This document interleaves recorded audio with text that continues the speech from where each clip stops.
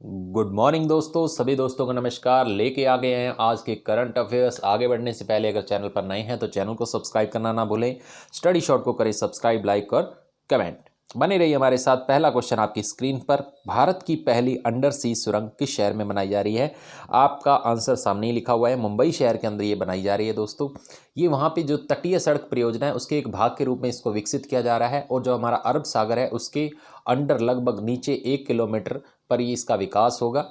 और 2023 तक दोस्तों ये कंप्लीट हो जाएगी। तो ये आपको याद रखना है कि भारत की पहली अंडर सी सुरंग जो है वो कहाँ पे विकसित की जा रही है? मुंबई, महाराष्ट्र के अंदर की जा रही है।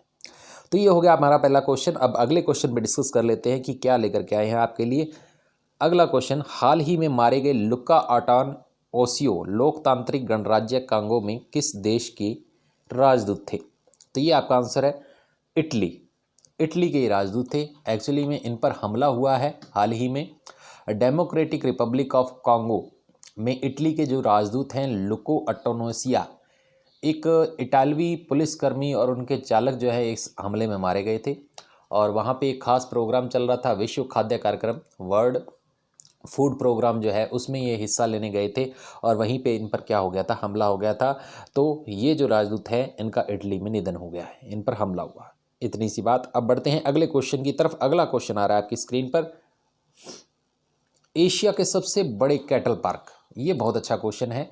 एशिया का सबसे बड़ा कैटल पार्क का उद्घाटन किस राज्य द्वारा किया गया है? तो दोस्तों तमिलनाडु में क्या हो रहा है? विकसित हो रहा है एशिया का सबसे बड़ा कैटल पार्क है। कैटल पार्क यानी पशुओं का पार्क। वहाँ पे बहुत ज़्यादा मात्रा में क्या होंगे? पशु रखे जाएंगे, उन पर रिसर्च की जाएगी। और इसका नाम क्या रखा गया है दोस्तों? इसका नाम रखा गया है, इसकी शॉर्ट फॉर्म मैं पहले बता देता हूँ आपको, AIIRLAS। ये है एशिया के सबसे बड़े कैटल पार्क का नाम। और इसका पूरा नाम क्या है दोस्तों? Advance institute for integrated research on live stock and animal science.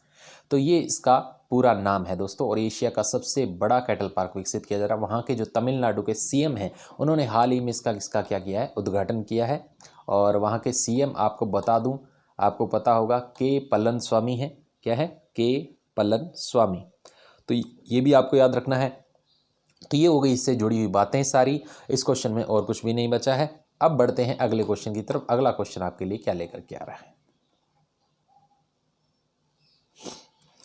ये भी अच्छा क्वेश्चन है, काफ़ी चर्चा का विषय है इस पे।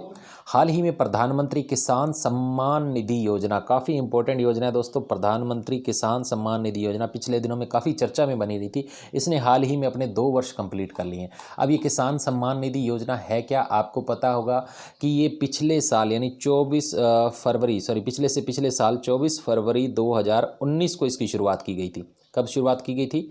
24 फरवरी 2019 को इसकी शुरुआत की गई थी। और प्रधानमंत्री नरेंद्र मोदी ने की थी गोरखपुर, उत्तर प्रदेश के अंदर। और ये ऐसी योजना है जिसका पूरा का पूरा फंड यानी 100% जो है वो सेंट्रल गवर्नमेंट पे करती है। अब ये योजना है क्या? इस योजना के अंदर क्या होता है दोस्तों कि जो हमारे किसान भाई हैं उनको 6,000 रुपये सालाना दिए जाते हैं। कितने रुपए दिए जाते हैं? 6,000 सालाना दिए जाते हैं। और ये 3 किश्तों में दिए जाते हैं। इसको 3 किश्तों के अंदर डिवाइड कर दिया जाता है, और 2-2 हज़ार रुपये 3 किश्तों के अंदर सभी किसानों के खाते के अंदर ये डाल दिए जाते हैं। इसमें कुछ टर्म्स एंड कंडीशन भी हैं, यानी जिसकी 2 एकड़ से तक की ज़मीन है उसको मिलता है। लेकिन काफ़ी सारे जो किसान इसके अंदर में आ जाते हैं, इसके अंडर आ जाते हैं। और इसी के लिए प्रधानमंत्री जो चर्चा कर रहे थे पिछले दिनों में किसान आंदोलन के तहत कि हमने प्रधानमंत्री किसान सम्मान निधि योजना जो है शुरू की है। तो यही वो किसान सम्मान निधि योजना है जिसने 2 वर्ष अपने कंप्लीट कर लिए हैं। वर्ष 2019 के अंदर क्या किया था? इसकी शुरुआत की गई थी। और इसका ऑब्जेक्टिव आपको पता ही है कि फार्मर्स, जो पुअर फार्मर्स हैं उनको सपोर्ट देने का ये काम करती है, ताकि वो अपने कुछ बीज वगैरह जो हैं और जो इक्विपमेंट्स हैं वो खरीद सकें।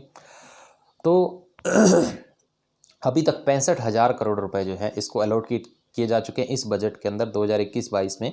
ऐसा सरकार की योजना है। अब बढ़ते हैं अगले क्वेश्चन की तरफ। अगला क्वेश्चन आपके लिए क्या लेकर के आ रहा है? बायो एशिया 2021, इसका 18वां संस्करण कहाँ आयोजित किया गया? तो हैदराबाद के अंदर आयोजित किया गया। और ऐसा फर्स्ट टाइम हुआ है जब इसको वर्चुअली क्या किया गया है, आयोजित किया गया। क्या? वर्चुअली, यानी आभासी तरीके से। जैसे आपको पता है जितने भी आजकल प्रोग्राम हो रहे हैं सब वर्चुअली हो रहे हैं, यानी डिजिटल तरीके से हो रहे हैं, क्योंकि कोविड-19 के तहत जो गाइडलाइंस का पालन करते हुए ऐसा हो रहा है। अब हैदराबाद के अंदर बायो एशिया 2021। अब बायो एशिया 2021 है क्या? एक्चुअल में दोस्तों एक फ्लैगशिप प्रोग्राम है, और ये उसका वहाँ का हैदराबाद का ही उसी साइड में। अभी तो हैदराबाद के अंदर क्या किया गया, इसको जो आयोजित किया गया है, और इस वर्ष की जो थीम है वो है मूव द निडल। ये आपको जरूर याद रखनी है, मूव द निडल। ये घूम फिर के क्वेश्चन आ सकता है आपके कि 18वां संस्करण जो है बायो एशिया 2021 का, उसका क्या है, थीम क्या है, move the needle, move the needle. अब ये है क्या चीज़? ये है दोस्तों जितनी भी हमारे फार्मा सेक्टर के अंदर कंपनियां हैं और ग्लोबल हेल्थ फार्मा जो मेडिकल लाइन के अंदर जितनी भी कंपनियां हैं वो क्या करती हैं, आकर के डिस्कशन करती हैं। अभी फ़िलहाल जो फोकस टॉपिक था कोविड-19 था कि कैसे इससे निपटा जाए और कैसे जो इसका डिस्ट्रीब्यूशन किया जाए कोविड वैक्सीन का। ये सारी चीज़ें जो हैं इसके अंदर डिस्कस की गई हैं, और काफ़ी सारे अवार्ड भी इसके अंदर जो है बनाए जाते हैं। तो 18वां एडिशन जो है बायो एशिया, और ये फ्लैगशिप प्रोग्राम है दोस्तों तेलंगाना गवर्नमेंट का। तो तेलंगाना गवर्नमेंट जो है हर साल इसको क्या करती है, आयोजित करती है, और ये अभी तक का 18वां संस्करण था बायो एशिया 2021, जिसमें एशिया की सारी जो कंपनियां हैं, काफ़ी सारी कंपनियां जो फार्मा कंपनियां आकर के भाग लेती हैं। इसमें इतना ही दोस्तों। अब बढ़ेंगे अगले क्वेश्चन की तरफ। अगला क्वेश्चन आ रहा है आपकी स्क्रीन पर। ये बहुत अच्छा क्वेश्चन है, बहुत इंपॉर्टेंट क्वेश्चन आपके लिए बनने वाला है। अभी क्या हुआ था दोस्तों, विश्व के सबसे बड़े क्रिकेट स्टेडियम का उद्घाटन किया गया है। अब विश्व के सबसे बड़े, तो अपने आप में काफ़ी इंपॉर्टेंट क्वेश्चन बन जाता है। विश्व के सबसे बड़ा क्रिकेट स्टेडियम दोस्तों हमारे अहमदाबाद गुजरात के अंदर जो है विकसित किया जा चुका है। गुजरात के अंदर भी अहमदाबाद में मोटेरा स्थान है दोस्तों। कौन सा स्थान है? मोटेरा। तो ये भी आपको याद रखना है, मोटेरा स्थान पर अहमदाबाद गुजरात के अंदर विश्व का सबसे बड़ा क्रिकेट स्टेडियम जो है उसको विकसित किया जा चुका है। अभी हाल में क्या हुआ था, हमारे जो राष्ट्रपति हैं रामनाथ कोविंद, कौन है? रामनाथ कोविंद। ये क्या गए थे, 2 दिन की यात्रा पे गए थे गुजरात। अब गुजरात में जाकर के इन्होंने इनॉग्रेशन किया विश्व के सबसे बड़े क्रिकेट स्टेडियम का। एक्चुअल में दोस्तों ये पहले भी स्टेडियम ये स्टेडियम था सरदार पटेल स्टेडियम। कौन सा था? सरदार पटेल स्टेडियम के नाम से था। इसको रिफर्बिश्ड किया गया था, यानी इसको और ज़्यादा विकसित किया गया था, इसको और ज़्यादा बड़ा बनाया गया था, और उस पर तकरीबन 800 करोड़ रुपया खर्चा इन्होंने कर दिया है। 800 करोड़ खर्चे से इसको विश्व का सबसे बड़ा क्रिकेट स्टेडियम बना दिया गया है। और इस स्टेडियम का नाम, इंटरेस्टिंग बात यह है, जो आपका अगला क्वेश्चन भी है, इस स्टेडियम का नाम क्या रखा गया है? प्रधानमंत्री नरेंद्र मोदी जी के नाम पर रखा गया है, Narendra Modi cricket stadium. Narendra Modi cricket stadium इसका नाम रखा गया, जो वर्ल्ड का सबसे लार्जेस्ट क्रिकेट स्टेडियम है। इससे पहले जो वर्ल्ड का लार्जेस्ट क्रिकेट स्टेडियम था वो ऑस्ट्रेलिया के अंदर था दोस्तों, मेलबर्न के अंदर। वहाँ पे जो क्रिकेट ग्राउंड था विश्व का सबसे बड़ा था, जिसमें 90,000 लोग जो है बैठ सकते थे। लेकिन जो हमारे वाला विश्व का सबसे बड़ा क्रिकेट स्टेडियम है जो अब फिलहाल बन गया है, इसमें 1.32 लाख लोग जो हैं वो इसके अंदर एकोमोडेट हो सकते हैं, बैठ सकते हैं दोस्तों। 800 करोड़ की लागत से बना गया है। प्रधानमंत्री नरेंद्र मोदी के नाम पर इसका नाम रखा गया है। पहले सरदार पटेल स्टेडियम हुआ था, अब इसका नाम भी बदल दिया गया है। तो ये सारे चीज़ें हैं इसके अंदर, और अहमदाबाद को ऐसा कहा जा रहा है कि स्पोर्ट सिटी ऑफ इंडिया के रूप में जो है विकसित किया जाएगा। तो ये सारी बातें थी दोस्तों। अब बढ़ते हैं अगले क्वेश्चन की तरफ। अगला क्वेश्चन आ रहा है इसी से जुड़ा हुआ, विश्व के सबसे बड़े स्टेडियम का क्या नाम रखा गया है? तो नरेंद्र मोदी स्टेडियम रखा गया है। इससे पूर्व वाला नाम भी आपसे पूछा जा सकता है दोस्तों, सरदार पटेल स्टेडियम। सरदार पटेल जी के नाम पर रखा गया था, लेकिन अब इसको रिफर्बिश्ड किया गया और अभी नरेंद्र मोदी स्टेडियम ये बन गया है।